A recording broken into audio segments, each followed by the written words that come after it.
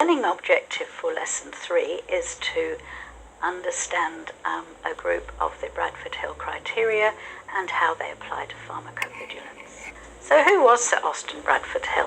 He was one of the first medical statisticians and worked on what is thought to be the first randomized clinical trial evaluating the use of streptomycin in tuberculosis. He went on to work with the famous epidemiologist Sir Richard Doll on a series of observational studies on tobacco smoking and lung cancer in the 1950s. The results of these studies, not surprisingly, caused considerable controversy. Eventually, in 1965, Bradford Hill proposed a set of criteria which he said would indicate in what circumstances an observed association between an exposure and an outcome could be considered a causal association. These criteria have been applied most often to the findings from epidemiological studies, but in recent years we have begun to use them in pharmacovigilance to look at the evidence for causality between a drug and a clinical condition or the suspected adverse drug reaction in a case series of individual case safety reports. So what are the criteria? They are strength of association, temporal relationship, consistency of reporting, biologic plausibility, coherence, dose response, specificity, experimental evidence, and analogy. The purpose of using the criteria is to help us develop judgment when applying the WHO-UMC system or other causality assessment tools to a series of case reports. All of the criteria will not usually be fulfilled. They are a guide, not a scoring system. Strength of association in pharmacovigilance relates to the observed number of reports compared with the expected number.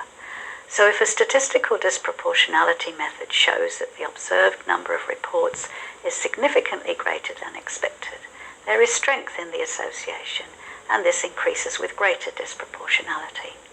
However, as we noted earlier, the reports still need to be assessed clinically. A temporal relationship supports causality too. What do we mean by this? As we discussed in the last module, the clinical condition, that's the suspected adverse reaction, should obviously have commenced after the drug was started. Beyond this, if there is a consistent pattern in the reports of a time to onset that fits with the expected time for such a reaction to occur because of the pharmacology of the suspect drug or the time taken for the clinical condition to develop, the host response, then this is supportive. How do we know what is a reasonable time to onset?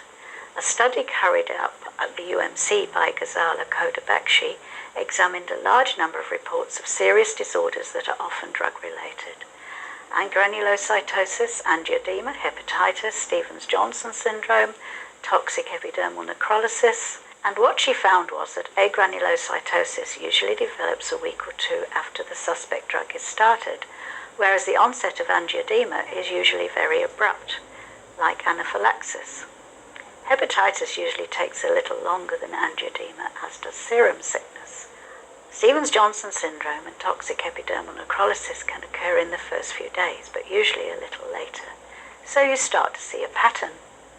But we don't always know what a reasonable time to onset is. How do we act in this case? We look at the case series for consistency. Is there a similar time to onset across the reports?